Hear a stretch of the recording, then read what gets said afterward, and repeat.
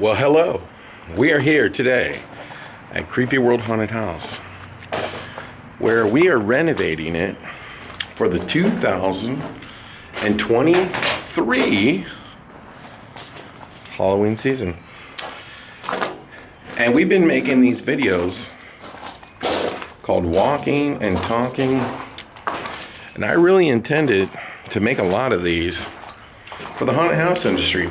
People who work or make a living, or trying to make a living, I should say, in the haunted house business. Because it's not an easy business to make a living at, let me tell you. And for those who don't know, I almost completely tore my Achilles tendon in half. And that has resulted in a lot of bad things happening to me. For one, gained a lot of weight. I have not been able to walk very good. And this has been going on for about 10 months. I mean, it's gotten better. I wouldn't say I could run, that's for sure. And it gets really tight and hard for me to walk. And certainly can't run. I've tried. It is what it is. But today I'm walking and it hurts minimally. I don't know if it's ever going to get better. But we're here at Creepyworld and we have been working on it all summer long. Actually, all spring. So I'm going to give you a little bit of background here. For those people who go to Transworld, we renovate the darkness between when Halloween ends and Transworld. That is if we're going to do a tour. But we renovate it anyway because we haven't done like a lot of tours recently since COVID. And but we renovated the haunt even when we didn't do a tour. We still did it. We still renovated the haunt. And because I don't know, maybe it's creature of habit.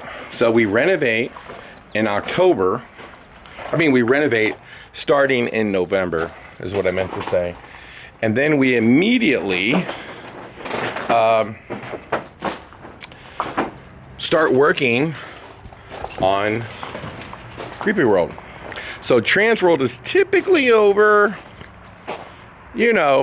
sometime in March, and then we immediately head straight to working on the of Creepyworld.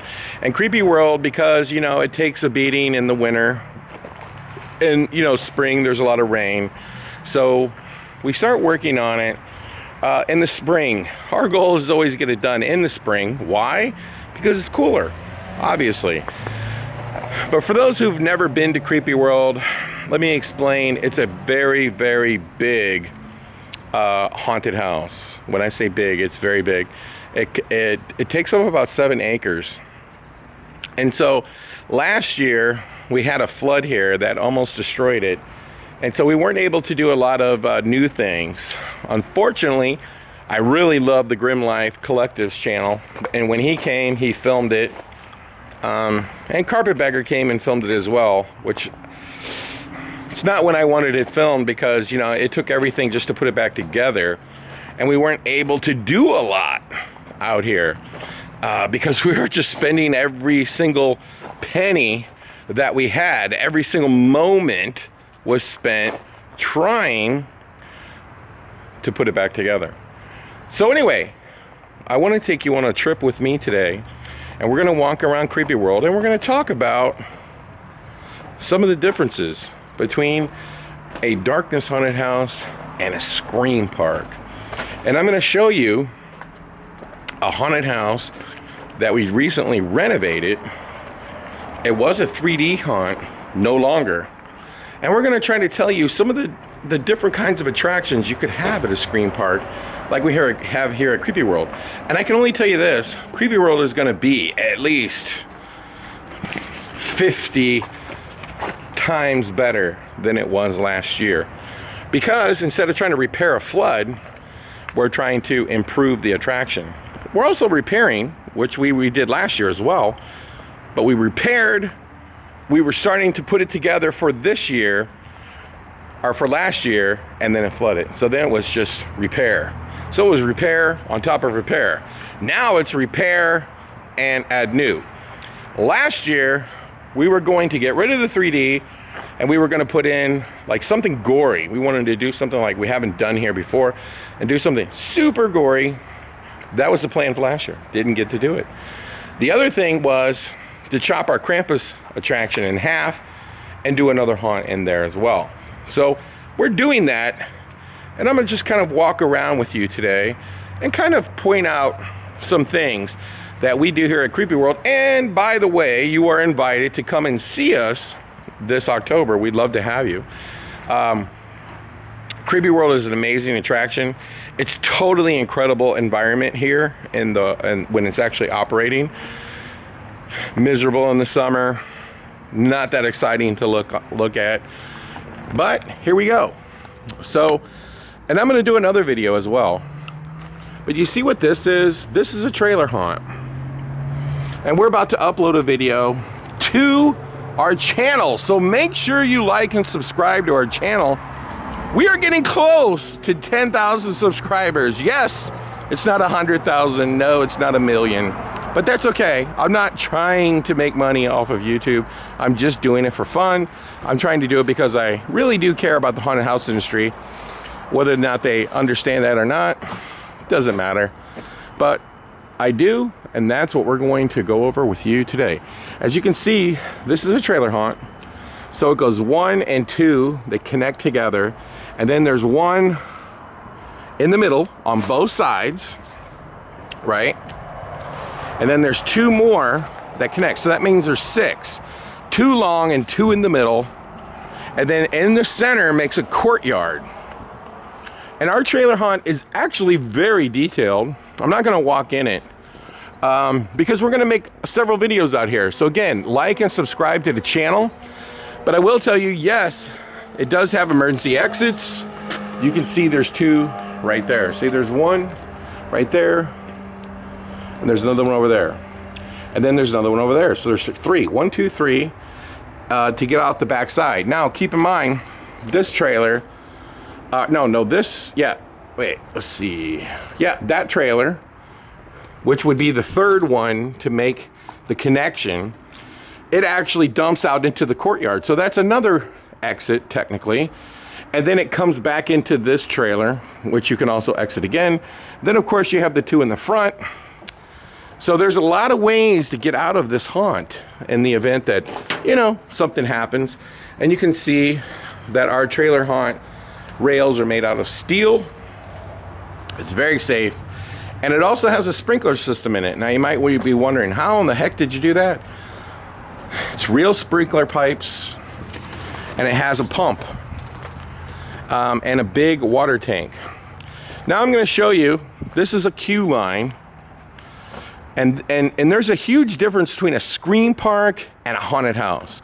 A haunted house, like the darkness, that's in a building and everything is controlled, meaning like, it's like a dark ride at Disney or Universal. Like everything's under the roof, everything's controlled, all the lighting. And when you get outside, you know, you have outside lights, you have inside lights, and you'll see like there's a string of rope lights there to help illuminate this queue line. Every queue line has a banner that tells you what haunt you're at. And it also tells you to follow us on Instagram and so on and so forth. And now we put TikTok, and then we promote our other haunted houses. But every sign for every maze has a banner. And this facade right here is actually really cool, but what you're missing is TV sets go in there, which they'll get put in, you know, like a few weeks before we open. And this is a 1,000 square foot maze, okay? And so by doing it as a 1,000 square foot maze, you do not need a sprinkler system. And that's the wonderful part. Now, I've been designing mazes And by the way, it's very, very dark in here, so we're not going to be able to see a whole lot. But in other mazes, you'll be able to see just fine. But you would be shocked that even though, see, there's detail in here, there's trim on the top, there's wallpaper, there's wainscoting, and there's other spots, like when you get a little closer to the exit, the light will come in and you can see a lot better. So just give us 1 second here. I'm gonna get closer to the end and I'm gonna show you. You can see nothing because I didn't bring a light with me. But here's another scene at the end. These haunts have sound, they have animations. This is an animation. And then there's your sound. For 1,000 square foot maze, you really don't need but one speaker. Now, I had this custom made. It's supposed to look like, you know, the tall man from the Phantasm movie. And then here's an animation just as you walk out. And they have scare boxes. Each one will have about 3, so the actors can hit people from 3 to 4 different sizes. They're fairly detailed, and you can see that we're making great attempts. And I'm going to tell you, when we're doing these haunts outside, well, they're not, you know, they're not totally exposed to the weather, but this is just tile board. And then we cut pieces of it out, and then we take real tile, break them up, and then glue them on, and then synergy them, and you can see another spot right here. But this is just tile board, and the secret to making the tile board look more realistic is cutting a whole bunch of the tiles out. Okay, the whole tile covers a lot of space, but then you replace the broken ones with real tile, and you'll get a much more realistic look. Now, one of the things that really bothers me whenever anybody uses vacuum form or anything is I like to frame everything on. You see that? Framed on in the corners, framed on the top, it's framed on in the bottom, it's framed on everywhere. So I'm a big believer in that. And this is kind of a hallway out. And here you can see another example where we've used real tile board. Now, one of the other secrets that I would tell you when it comes to tile board is to haze the whole thing in synergy. Literally haze it. And then anytime you put trim on, put it on by hand. Now look at this piece of vacuum form right here. We just wanted to break up the tile board. So the idea was just to put that piece in there, and you can see this vacuum form is tile board, so see, it matches, okay? Now, I think what bad haunts do is they'll just buy vacuum form and line every wall with it, and I use it here and there, and it looks much better. Now, see, when you come out, you get hit with that awesome animation from Poison Props. And then here's another one, and this one's really scary. In fact, this one, I had a video of it and it got banned on TikTok because I guess it was too believable. But here's another example. Tile board, look at that. You cut this out, right? And then you just glue in real tiles. And you know what you do with those real tiles, don't you? Holy cow, it feels way better out here. You put them in a bag and you just smash them up. Now here's how you make a 1,000 square foot maze seem like it's a real haunted house. Because you can go outside, okay? Outside there is no need for sprinkler systems or anything else. And see, outside you can make a nice little graveyard. And you can put animations in it, which we have. See, there's one there, there's one there, there's one there. And then you can use, and this is something that I've been doing for years. As you can see, that's a real hearse, and here's our graveyard. That's an animated prop. Now, your props do get 3 to 4 times more beat up, and then guess who? Look at that. I'm actually dead and buried in here. There's my son. He's dead and buried in here. And right there is Rich Hamp. He's buried in here. There's some people's names that you might recognize, and you know, and you really, a lot of times from the darkness, you can send things out here when you're kind of done with them, and you can bring them out here. But you could see how you could use a hearse to make something to walk around, which to me is a lot more believable. Put the coffin hanging out, and as you can see, coffin there. And then how do we end it? The best way possible. You have a crypt, with a big showpiece animation. The actor can come flying around here and chase you to the next queue line. And that is, to me, a Screampark. You got another queue line to get to another haunt. And we're gonna repeat the same technique again. But see, the queue line is themed here. This is kind of like a, you know, a cabin in the woods, sleepaway camp theme. And again, it's very dark in here. But this one is probably one of the best themed ones because the theme is easy to do. You have an animation there that comes out at you. You have your sleeping bunks. Lots of sleeping bags hanging with bodies inside.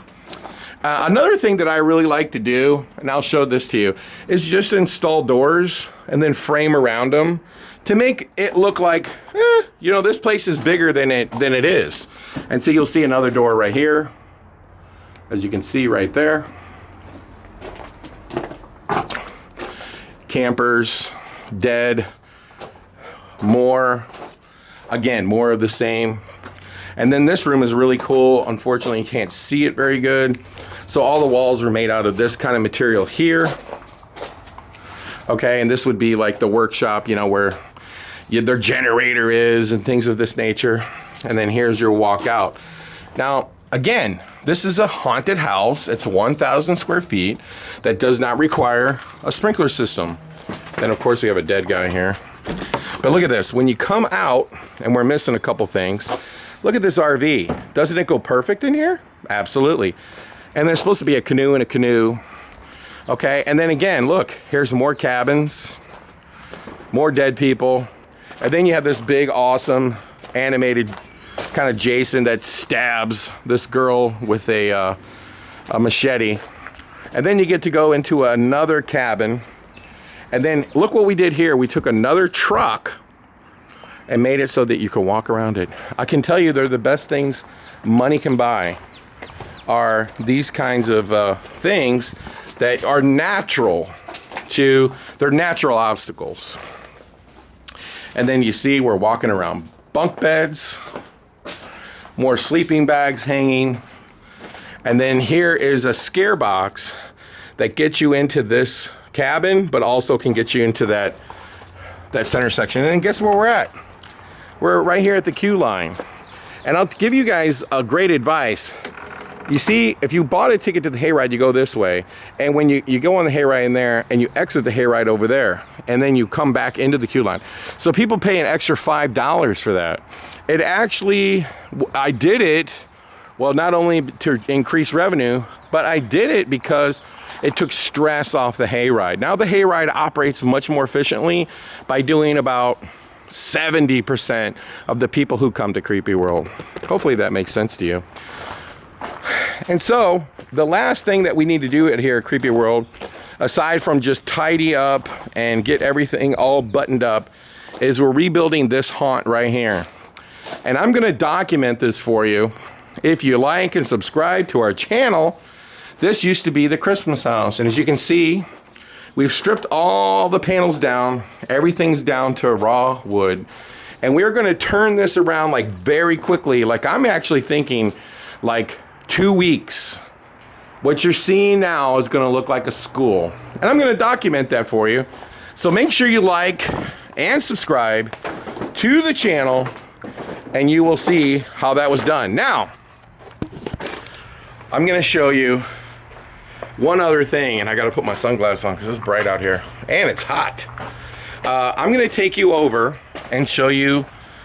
You just saw that maze right there that we are literally taking apart, and we're going to like turn it around in 2 weeks. It'll be a full-fledged, you know, ready to go haunted house. And to do that, obviously you need to have all the materials there standing by, right? So that is the key to doing anything, is to make sure you have the materials ready to go. And I don't mean just the wood and the screws. I'm talking about you need to make sure that you have the props. You need to make sure you have, like, for example, the desk, the chalkboard, all of those things. You need to make sure that you have it before you start building it. And look at this.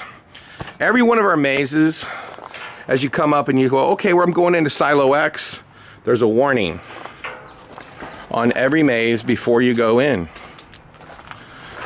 And we're not gonna like go through this maze that much, but you see the school bus? Are you seeing like similarities here? You go around a truck, you go around an RV, you go around a school bus, okay? These are really great natural props, and you see it has an animation that jumps out. And these were great too. Buying these big cylinders and you dig them into the ground, they're not going anywhere. And so this is a military bus, obviously now. And it looks absolutely great, and it looks natural. And then over here we have these cylinders are literally everywhere. And they're great for scares because you can run something across them and they create a lot of noise, which is always great. And making these barrel mazes is actually a really easy thing to do. And then here is the Silo X maze. And we're gonna come back to this and kind of really dive into it down the road, because I'm gonna bring a light with me to show you how it was done. Because when you do 7 haunted houses, you really need to think about mixing them up, like the look of them. So you'll notice that this one has a lot of sci-fi vacuum form. We're also using corrugated steel. You'll notice too, all of the door jambs are kind of sci-fi looking. So instead of, you see how they're almost octagon shaped. Okay, this is a really cool vacuum form right here that you can't tell what it is because it's so dark in here, but you can see it right there. And then look at these awesome, I picked these up at Transworld many years ago. It's a new animation we're gonna be adding. And then look at these, like these honeycomb vacuum form panels. And then you see, you frame them on the wall, they look fantastic. And here's an example of using the corrugated. And then again, you'll see though, they've been framed on. Okay, they've been framed on everywhere. And it gives it a whole nother look. Now, see, to make Silo X longer, which by the way, this one is actually the longest haunt here. To give it a longer look, we have kind of like a corrugated chain link maze in the front end of it. And then on the back end of it, there is a confusing maze made out of corrugated steel. And it's really hard to figure out how to get through it. And you have like these chainsaw guys trying to kill everybody in here. And they just get chased around like crazy in a maze where they don't know how to get out.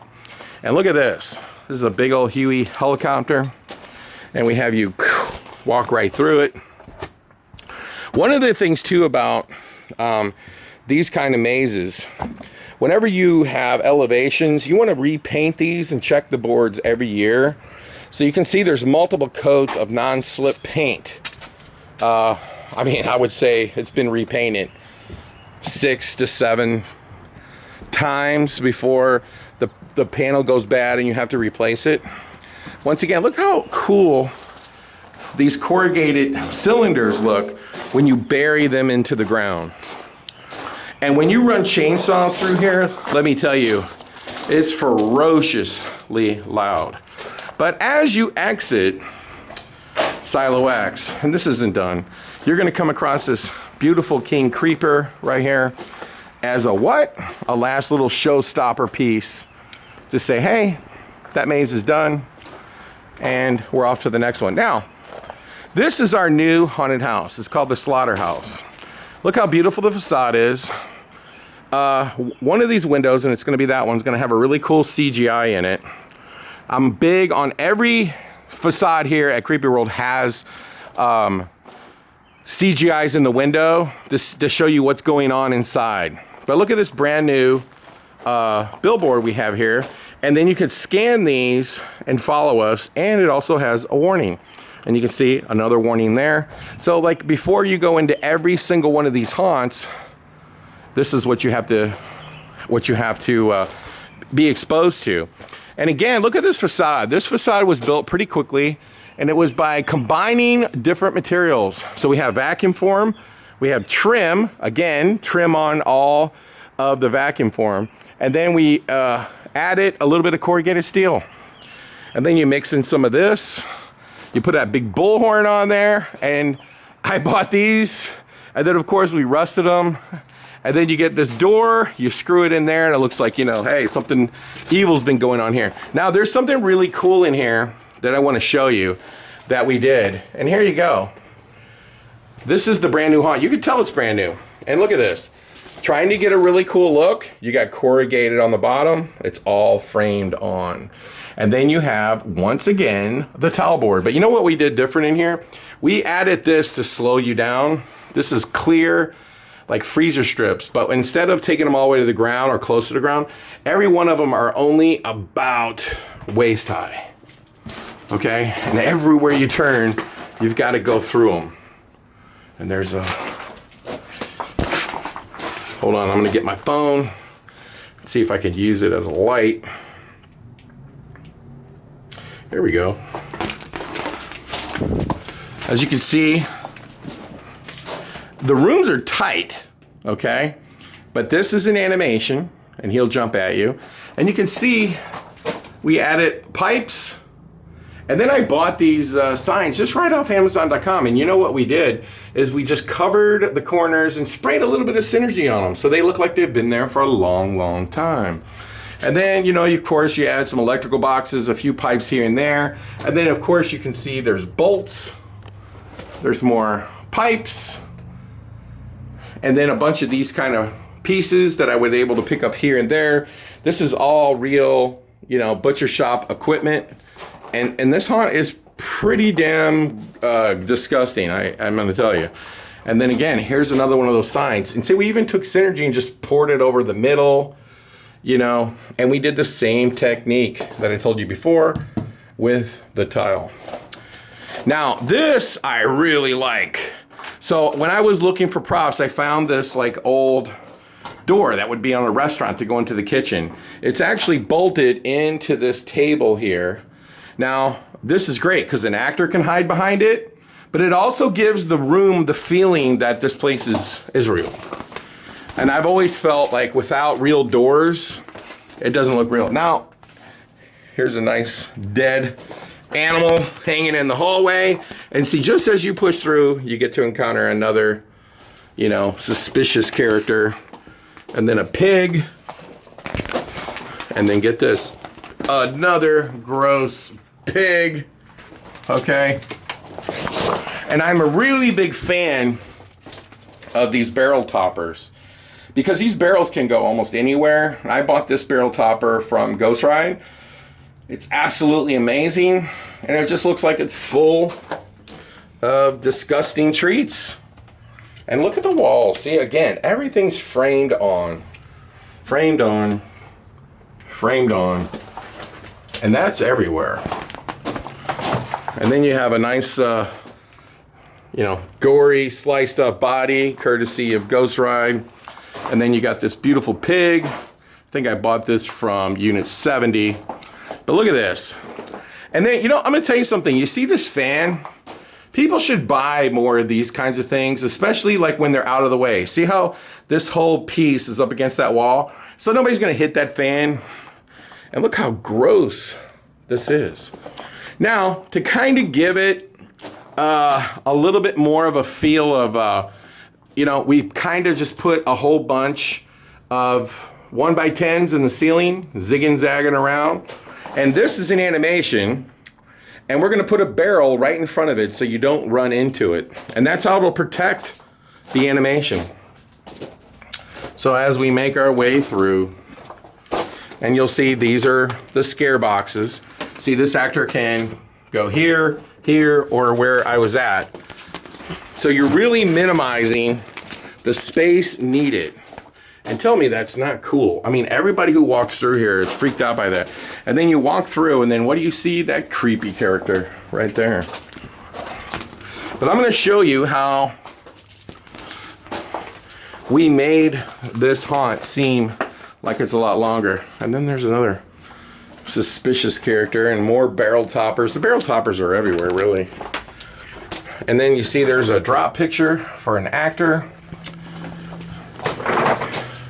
And look at this.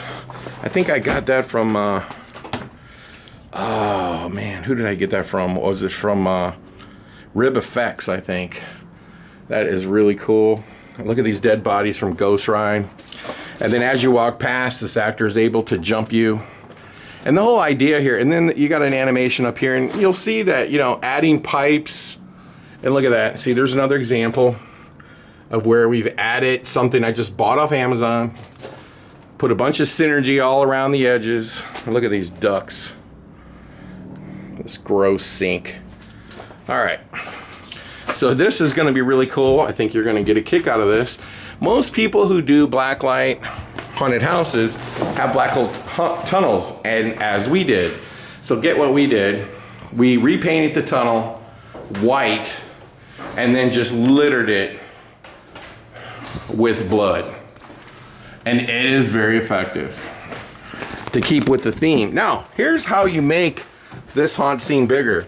We continue this idea of having these panels to be really low to keep your vision from seeing what's on the other side.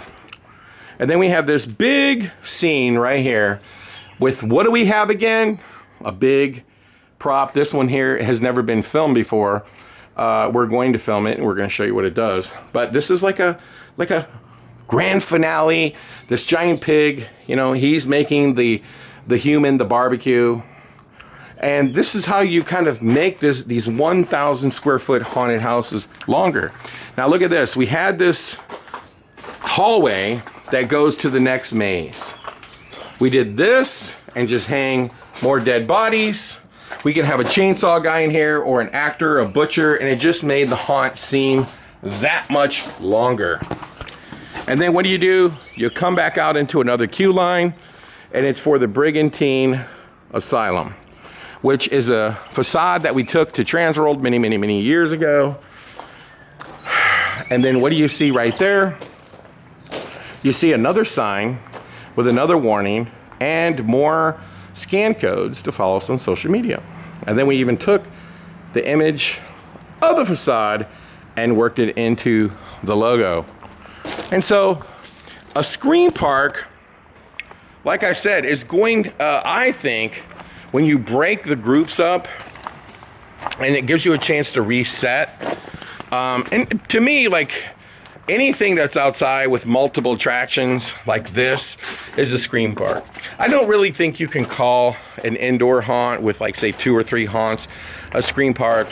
It just doesn't have the feeling of it. This has the feeling of it, okay? And look at that facade. Isn't that beautiful? Now this facade has, you know, multiple CGI effects. And again, my favorite props to buy are real ambulances, as an example. And there is one right there. And it just gets put in here and it just kind of adds to the realism of it. And then instead of on the end of the maze, it's on the beginning. We have a showstopper, which you saw. I brought this to Transworld many years ago. It was brought here and it's still here to this day. And to keep people from running into it, you have like a real, you know, gurney kind of thing to block people. But this facade has a TV and a TV, a TV, a TV, and a TV. And the TVs show the customer, or not the customers, but the patients being treated inside. Okay. And we just repainted this facade because after being out here for about 3 years, it started to, you know, drastically fade. So there you have it. And by the way, I'm not putting on sunglasses to look cool. Okay, I'm putting them on. I have to take them off when I'm looking at the screen because my eyesight's not as good as it used to be. So for me to see the screen when I'm filming that way, I had to take them off. But when I have the camera pointed at me, I'd rather have the sunglasses because my eyes are sensitive. But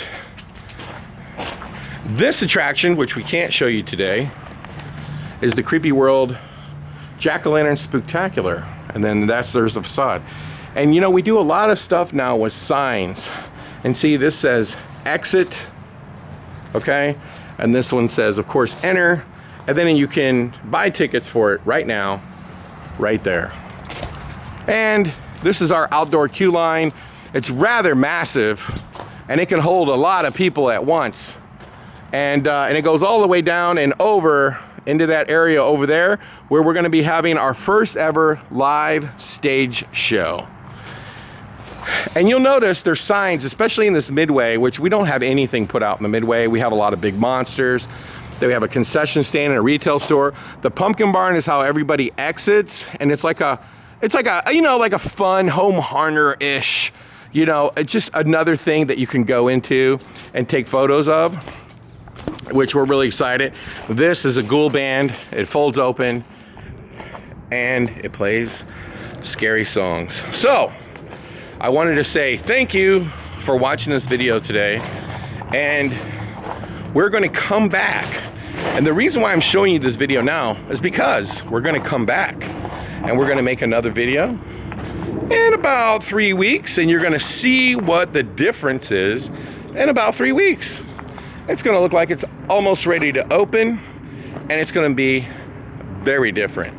Now, I will tell you that when you do a Screampark, probably the most important thing is you have to have a bobcat. You cannot do a Screampark without a bobcat.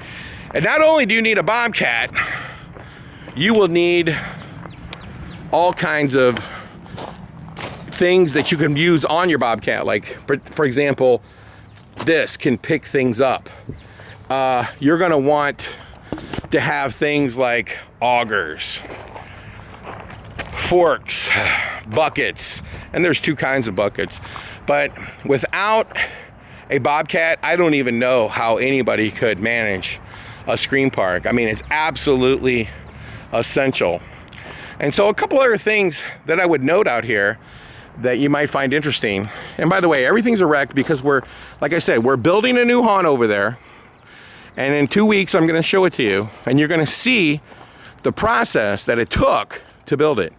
But you notice all these like trailers here, and they can stack. This is where everything gets stored for the winter.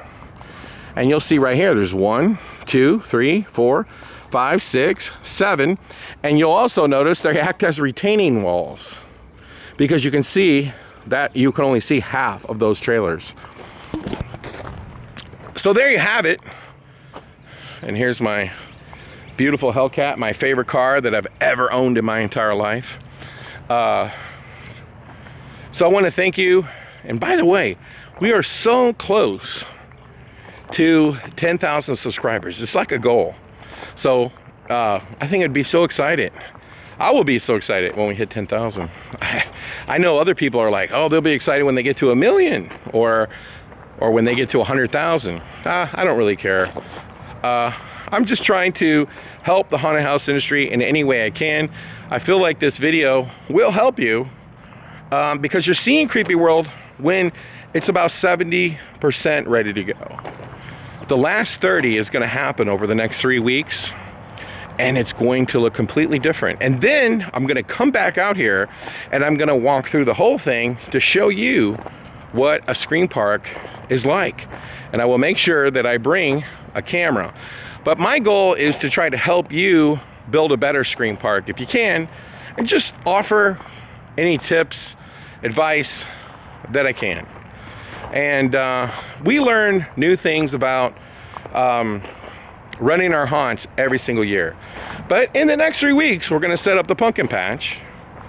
We'll have our new haunt done, and we'll have the hayride basically done, and we'll just be doing nothing but cleaning and putting flags on the parking lot. That's like my favorite thing to do, believe it or not, because that signifies, hey, we're done.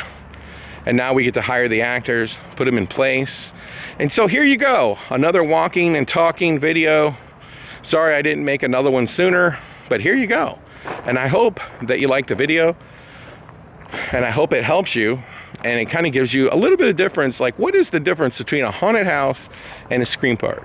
And I can tell you that running a scream park is about 100 times harder, because typically you have to park the cars.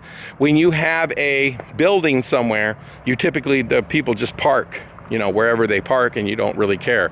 But when you have a scream park, you're managing a parking lot, way harder to operate.